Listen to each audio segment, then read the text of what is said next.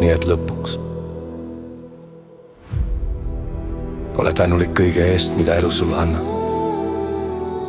Ükskõik, kas sa nimetad seda jumalaks, kosmoseks, allikaks või lihtsalt hingamise kingituseks. See elu on sulle antud põhjusel ja tänu on viis, kuidas sa selle kingituse vastu võtad. Ole tänulik selle eest, mis sul juba on.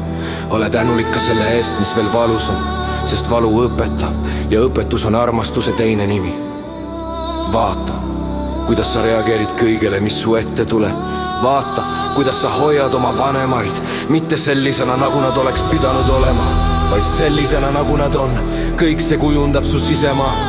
Kõik see loob selle maailma, millega sa teisi puudutad. Ole armastav, ole andestav, ole mõistev. Kasva. Ja kui sa räägid, räägi nii, et sinu sõna oleks sild.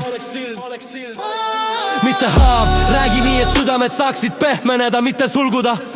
Räägi läbi armastuse, läbi siiruse, läbi kaastunde, läbi töö, mis ei ründa, vaid juhatab, sest ainult nii sa jõuad teise inimese südameni. Ja veelgi olulisemalt, sa jõuad enda omani. Aitäh!